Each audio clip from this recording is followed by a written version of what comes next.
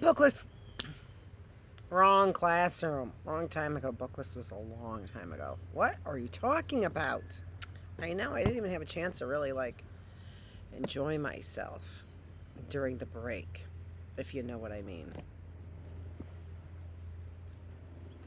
The sign of the Beaver. We're getting close. We're getting closer every day. Let's see what a teen and Matt have going today. That was a nice one. That was a nice way to end. Matt had a good day, right? Good day and night. Chapter 17. When Matt woke, the wigwam was dim, but the cracks of brightness around the door flap showed that it was daylight. By the sounds, the village was up and about. He could hear men's voices, the shouts of children, and the shrill yelping of dogs. Behind these sounds, there beat a dull thumping rhythm. Could the Indians still be dancing? He lay looking about him, at the smoke-streaked walls of woven matting, at the clutter of objects hanging here and there, shapeless garments, cooking pots, odd-shaped bags of animal skin, bundles of dried grasses and herbs. Under the platform where he had slept was an untidy pile of baskets and rolled-up mats.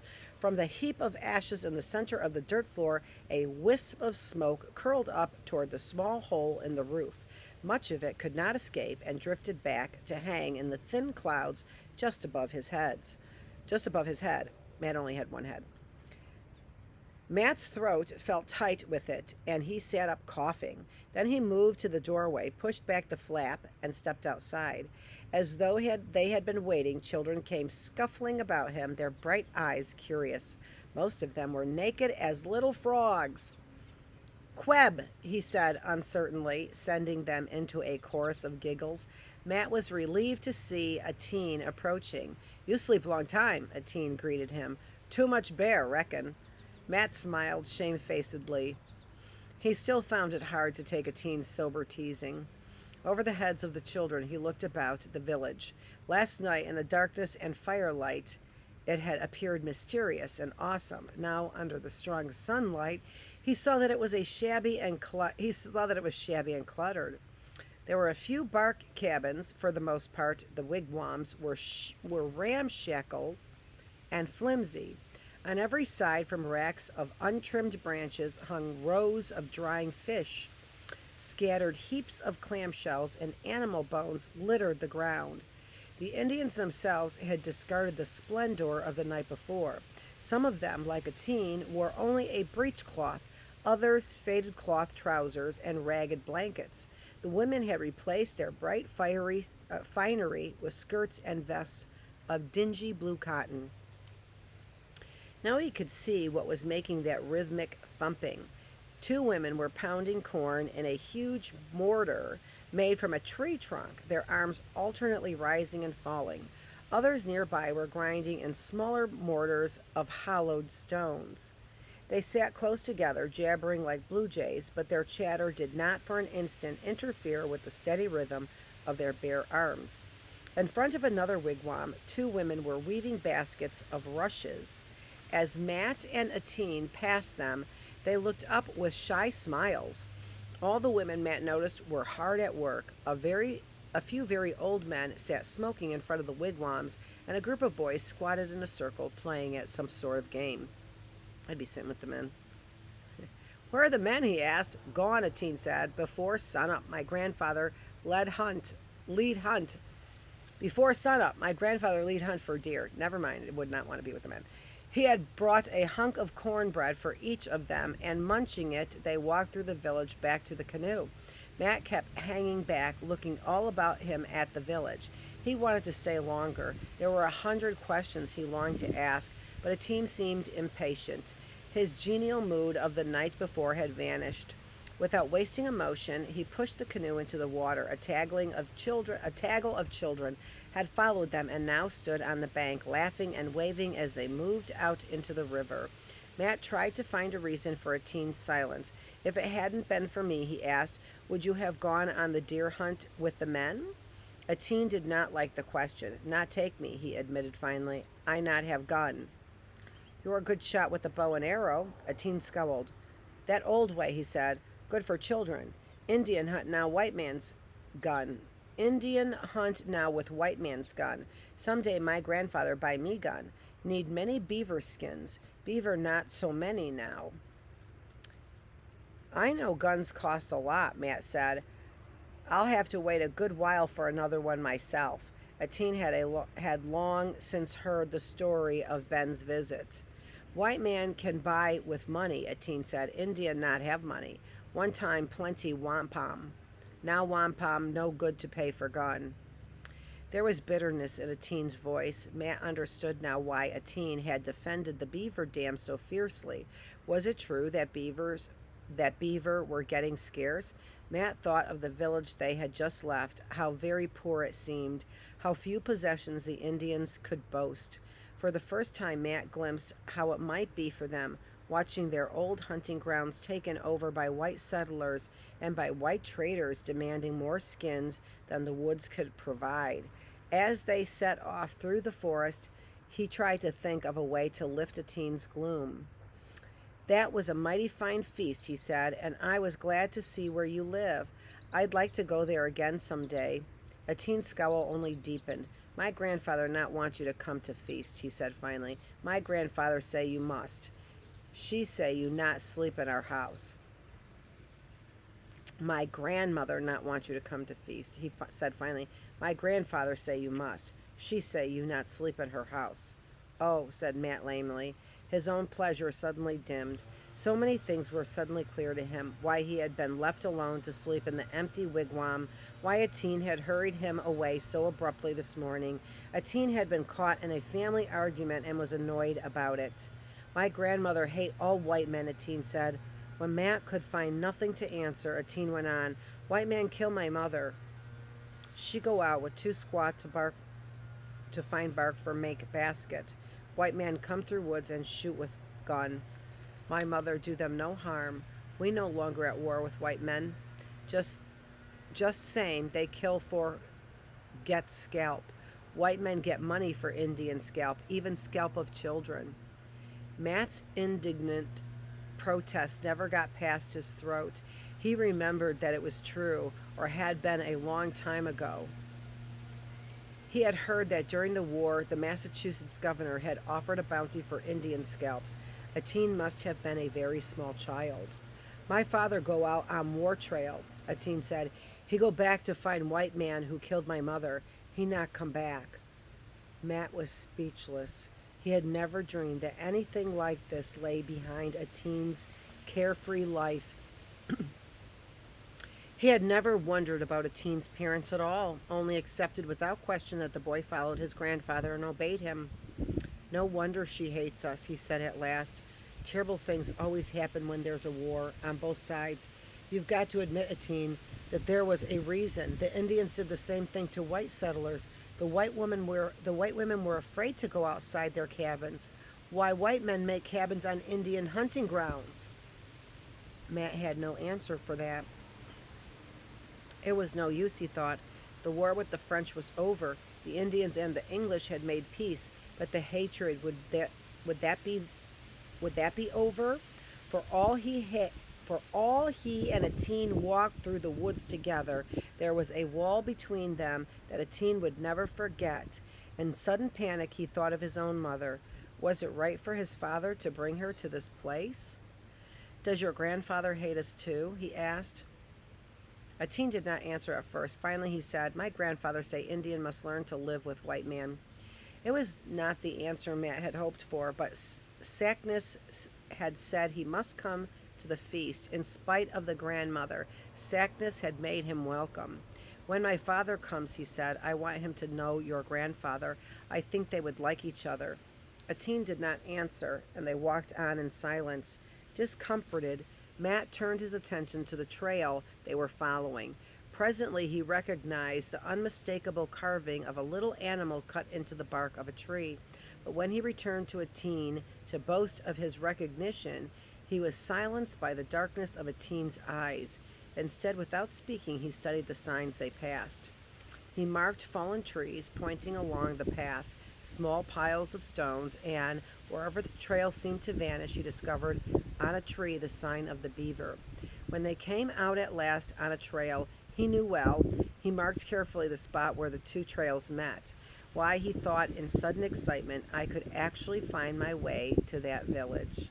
I'm sure I could, but he did not share his thought with the teen. He knew that unless a teen took him there, he could never go to that village again. Sackness had only invited him to the feast out of kindness, or perhaps out of fairness for his small share in killing the bear. Would he ever be given another chance? It was a dog, a scrawny Indian dog. Let me see if I didn't skip a page. Oh, I did. I did. Chapter 18. Over and over, though he knew the number only too well, Matt counted his notched sticks. He kept hoping he had made a mistake. Always they were the same, 10 sticks. That meant that August had long since gone by. He couldn't remember exactly how many days belonged to each month, but anyway, he reckoned it was the month of September, must be almost over. He only needed to look about him. The maple trees circling the clearing flamed scarlet.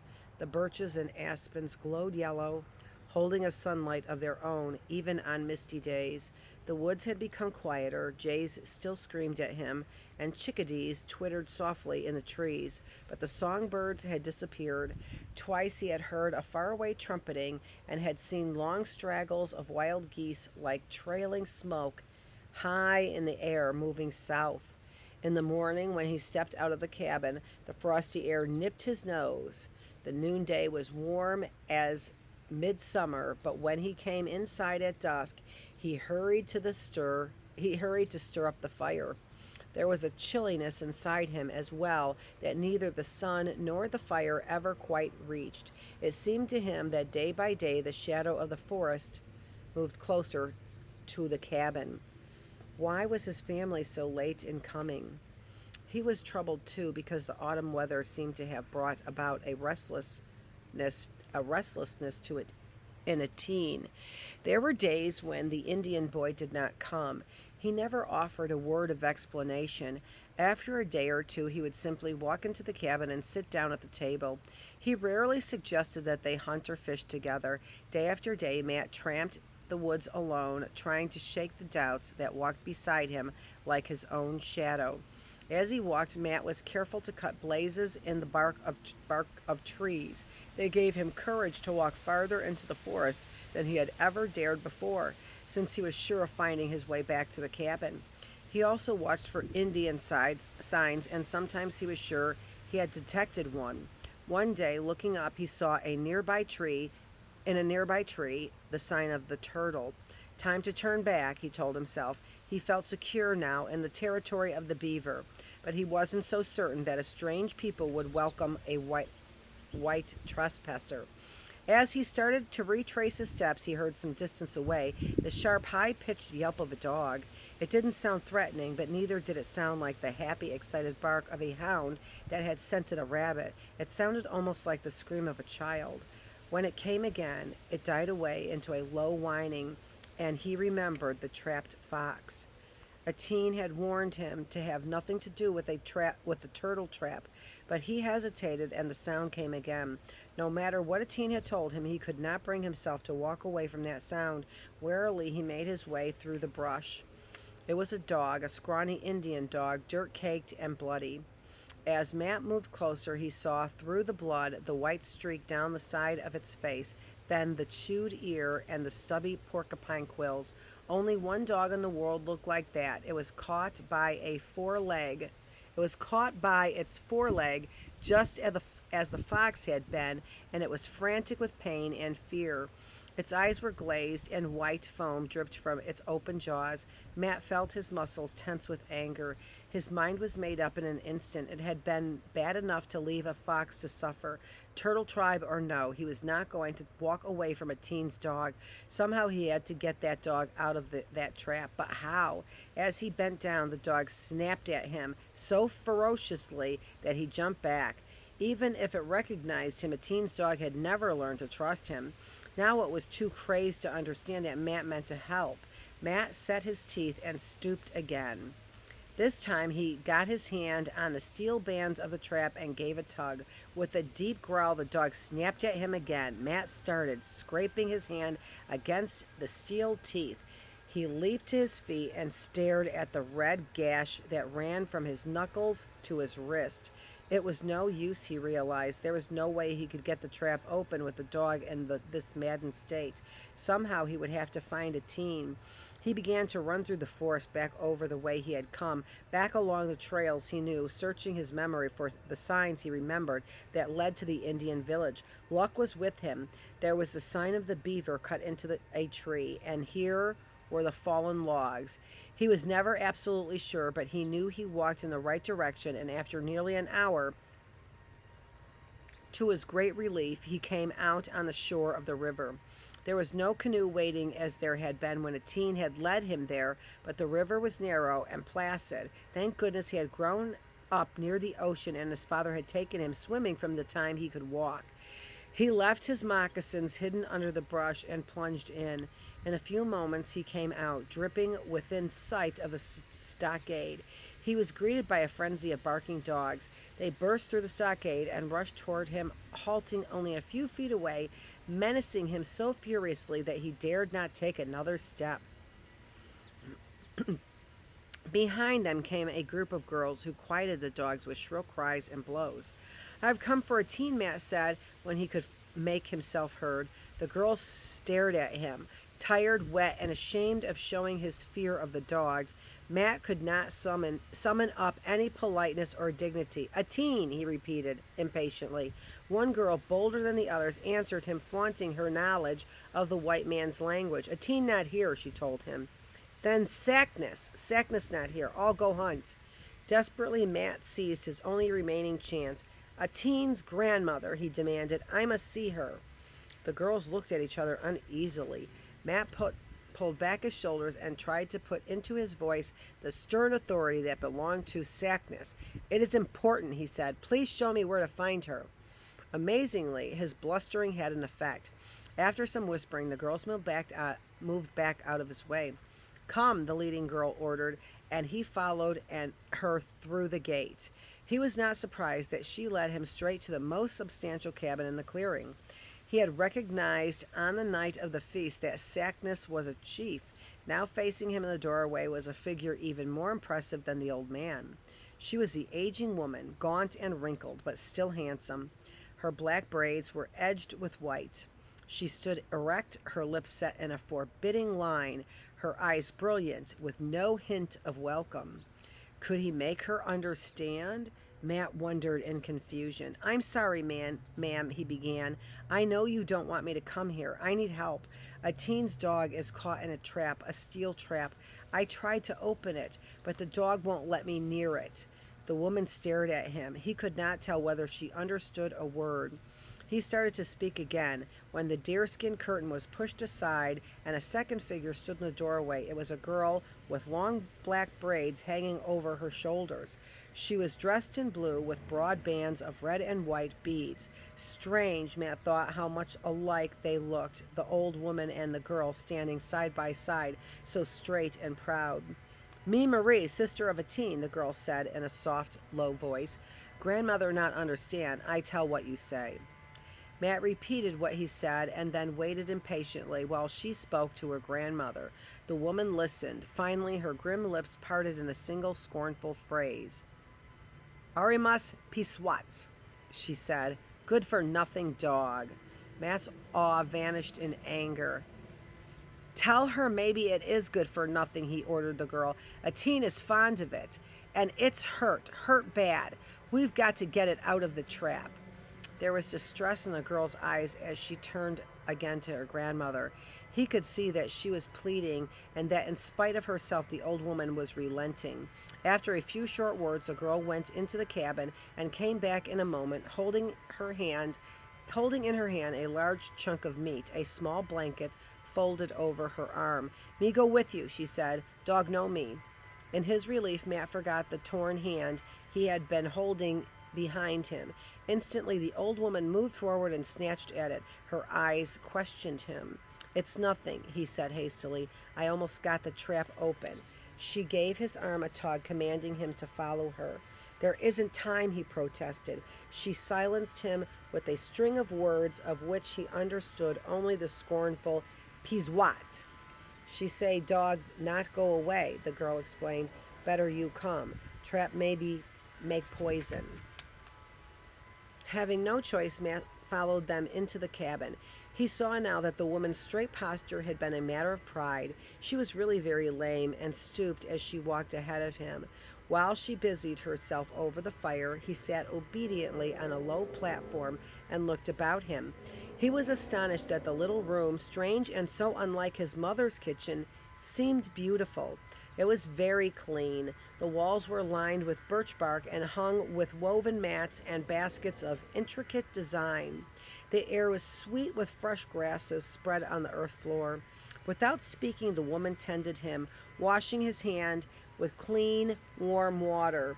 From a painted gourd, she scooped a pungent-smelling paste and spread it over the wound, then bound his hand with a length of clean blue cotton. Without speaking, the woman tended him, washing his hand with clean, warm water.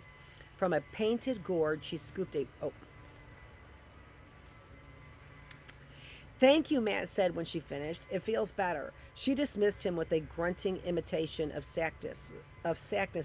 "Good," the girl who had been watching moved swiftly to the door. As Matt rose to follow her, the grandmother held out to him a slab of cornbread. He had not realized how hungry he was, and he accepted it gratefully. The girl took the lead, brushing aside the curious children and the still suspicious dogs. At the river's edge, she untied a small canoe, and Matt stepped into it, thankful that his half-dried clothes would not have to be drenched again. Once on the forest trail, she set the pace, and he did not find it easy to keep up with her swift, silent stride. She was so like a teen, though lighter and more graceful. After a time, Matt ventured to break the silence. "You speak good English," he said.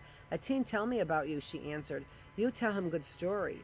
"Atine didn't tell me he had a sister." The girl laughed. "Atine thinks squaw girl not good for much," she said. "Atine only like to hunt." "I have a sister too," he told her. "She's coming soon." "What's she name?" "Sarah. She's younger than you. But Marie isn't an Indian name, is it?" Matt asked. "Is Christian name, me baptized by father." Atine had never mentioned a priest either, but Matt knew that the French Jesuits had lived with the Indians here in Maine long before the English settlers came. Jesuits were Catholics, French Jesuits, so that's interesting. "When my sister comes, you will come with the teen to see her?" he asked. "It might be so," she answered politely. She sounded as though it never would be. At last they heard the yelping just ahead of them, and they began to run. Even in his terror, the dog recognized the girl and greeted her with a frantic beating of his tail. He gulped at the meat she held out to him, but he still would not let either of them touch the trap. The girl had come prepared for this, and she unfolded the blanket she carried, threw it over the dog's head, and gathered the folds behind him. With surprising strength, she had held the struggling bundle tightly in her arms, while Matt took the trap in both hands and slowly forced the jaws open. In a moment, the dog was free, escaping the blanket, bounding away from them on 3 legs, the 4th paw dangling at an odd angle. "I'm afraid it's broken," Matt said. He was still breathing hard from the last run and from the effort of tugging those steel jaws apart. "A teen mend," the girl said, folding up the blanket as calmly as though she were simply tidying up a cabin. The dog hobbled slowly after them along the trail, lying down now and then to lick at his bleeding paw. They made slow progress, and now that the worry was over, Matt was aware how tired he was. It seemed as though he had been walking back and forth over that trail all day, and the way to the village seemed endless. He was thankful when halfway to the river he saw a teen approaching swiftly along the trail. My grandmother sent me," he explained. "You get dog out?" "I couldn't do it alone," Matt admitted. A teen stood watching as the dog came limping toward him. Dog very stupid, he said. No good for hunt. No good for smell turtle smell. No good for smell turtle smell. For what I take back such a foolish dog? His harsh words did not fool Matt for a moment, nor did they fool the dog. The scruffy tail thumped joyfully against the earth. The brown eyes looked up at the Indian boy with adoration. A teen reached into his pouch and brought out a strip of dried meat. Then he bent and very gently took the broken paw into his hands. Chapter 19 is next, and we only have about 20% of the book left. It's so funny. Theo Vaughn. I heard you making. You said that, so I'm doing it too. There was approximately, I'd say 20. I wasn't even going to say 19 or 18. I'm going to say 20, and nor would I go more than that. Awesome book.